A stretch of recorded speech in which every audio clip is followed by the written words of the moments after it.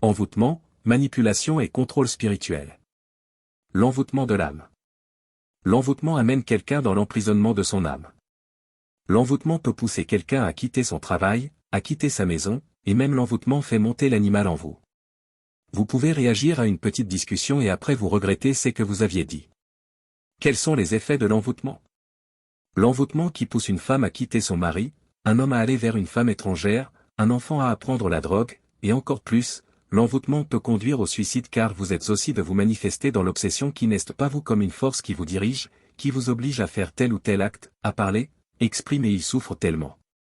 C'est pourquoi la prière de notre Père, ne nous soumet pas à la tentation et délivre-nous du mal, dit que tout le monde est tenté et que la tentation est le premier chemin vers l'envoûtement. 1 Corinthiens dit 13, il ne vous est pas arrivé de tentation qui ne soit humaine, et Dieu, qui est fidèle, ne permettra pas que vous soyez tentés au-delà de vos forces, mais avec la tentation, il préparera aussi l'issue, afin que vous puissiez la supporter. L'envoûtement est un moyen que le diable utilise pour piéger notre âme afin d'avoir une mainmise sur notre vie et bloquer nos bénédictions. Les mauvaises actions, les choix contraires, les échecs, commencent spirituellement. Lorsque l'homme est conduit par des sentiments, des émotions, cela le pousse à prendre des décisions irréfléchies qui sont influencées par une force intérieure qu'il n'arrive pas à contrôler. Le même phénomène s'explique lorsque quelqu'un est amoureux. Sous le coup de charme, vous êtes poussé à poser des actes, à faire des promesses qui ne sont pas toujours réfléchies. L'envoûtement pousse les chrétiens et les hommes de Dieu dans le péché suite à la négligence de prendre soin de leur propre âme, car c'est l'âme qui donne les instructions au corps et de lui imposer des choix à accepter une tentation. Jacques 1,13, que personne, lorsqu'il est tenté, ne dise c'est Dieu qui me tente. Car Dieu ne peut être tenté par le mal, et il ne tente lui-même personne. 14 Mais tout homme est tenté quand il est attiré et séduit par sa propre convoitise. 15 La convoitise, après avoir été conçue, engendre le péché, et le péché, après avoir été consommé, engendre la mort. Face à une tentation, lorsque nous sommes animés par l'Esprit Saint, l'Esprit de Dieu nous rappelle notre identité d'enfant et notre appartenance à Jésus-Christ. Si votre esprit est disposé à obéir à la parole de Dieu, l'envoûtement n'aura pas d'effet sur vous. Romains 8,16, l'Esprit lui-même rend témoignage à notre esprit que nous sommes enfants de Dieu. C'est pourquoi Jésus nous a dit de veiller et de prier pour que le malheur ne nous surprenne pas. Si nous ne veillons pas, l'adversaire, notre ennemi le diable, aura une main sur nous. Le but de l'envoûtement est de nous faire pécher et de nous faire poser des actes qui nous éloignent de la présence de Dieu. Dieu a créé l'homme libre de faire des choix et lui a donné son Esprit Saint pour nous guider dans la vérité. Lorsque nous marchons dans la parole de Dieu et suivons les instructions du Saint-Esprit, nous portons la marque du salut en Jésus-Christ qui a fait de nous des fils de Dieu et nous a donné le pouvoir de triompher du péché et des puissances de domination pour nous rendre capables de suivre la volonté de Dieu. Sans le Saint-Esprit, nous ne pouvons pas y arriver car la chair et nos désirs sont contraires aux désirs de Dieu qu'il nous communique à travers l'Esprit Saint qui est cette vérité en Jésus qui rend libre. La connaissance de cette vérité est ce qui rend l'homme libre. Jean 8,32, vous connaîtrez la vérité, et la vérité vous rendra libre. Je vous invite à lire notre livre sur le fondement du salut en Jésus-Christ pour en savoir plus sur la mission de Jésus sur terre et l'action du Saint-Esprit dans notre vie quotidienne. Les canaux d'envoûtement. Lorsque votre cœur n'est pas conduit par l'Esprit de Dieu, lorsque vos pensées sont tournées vers le bien de ce monde, vous n'êtes pas en sécurité, vous êtes exposés. Ceux qui travaillent dans le monde satanique vous ont facilement et trop souvent les canaux par lesquels les diables utilisent pour nous séduire, c'est ce que nous aimons la luxure. Éphésiens 6,12, car ce n'est pas contre la chair et le sang que nous luttons, mais contre les principautés, contre les puissances, contre les dominateurs de ce monde de ténèbres, contre les esprits mauvais dans les lieux célestes. 13 C'est pourquoi prenez toutes les armes de Dieu, afin de pouvoir résister aux jours mauvais, et tenir ferme après avoir tout vaincu. Convoitise. La convoitise vient souvent de notre passé, lorsque nous ne sommes pas encore connectés avec le Christ. Ce que nous aimions faire, ce que nous apprécions le plus, c'est là que le diable va nous toucher, car lorsque vous n'êtes pas en Christ, votre nature du passé vous réclame. Si vous étiez en colère lorsque vous n'êtes pas en Christ, lorsque vous ne priez pas ou lorsque la présence de Dieu n'est pas avec vous, c'est cette couleur qui va surgir. Si tu étais dans une vie immorale, quand tu perds la fréquence de Dieu, les yeux s'ouvriront envers des femmes étrangères, c'est là que tu verras que tu irais voir des propositions, soit des hommes si ta vie est la corruption quand tu n'es pas en Christ tu es tenté par la corruption. Jacques 11,4 Mais tout homme est tenté quand il est attiré et séduit par sa propre convoitise.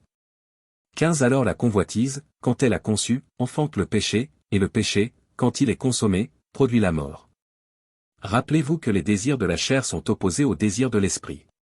La prière et la méditation de la parole de Dieu sont les moyens qui ravivent notre esprit.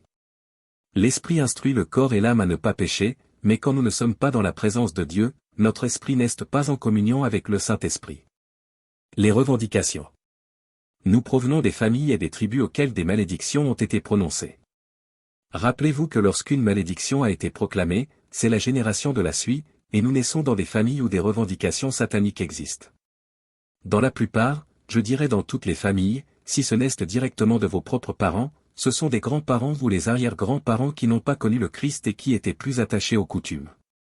Cela se manifeste à travers votre réclamation de famille et de divorce, ou de fidélité, où vous êtes dominé par la drogue, l'alcool, ou le vol d'escroquerie. Quand vous n'êtes pas dans le Christ, ces manifestations vous ramènent en arrière. Les programmations et manipulations spirituelles. La programmation spirituelle se trouve au-dessus de l'envoûtement. C'est un événement qui se prépare dans votre vie en avance, les événements vont contribuer à ce que vous atteigniez le point culminant. Lorsque vous êtes programmé, tout ce que vous considérez est dirigé comme par une force, comme un esprit sur lequel vous n'avez aucun contrôle.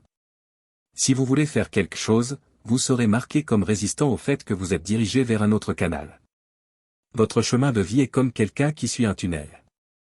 Vous avez l'impression que les situations vous poussent à prendre une direction, à suivre une destination, à faire un choix, à faire ce que vous voulez, à ne pas travailler. La plupart du temps, le diable ne nous vide pas d'abord, il nous dépouille de nos capacités que vous êtes décidés à les choisir et nous met dans les distractions afin que nous ne regardions pas à Dieu pour contourner notre regard à lui.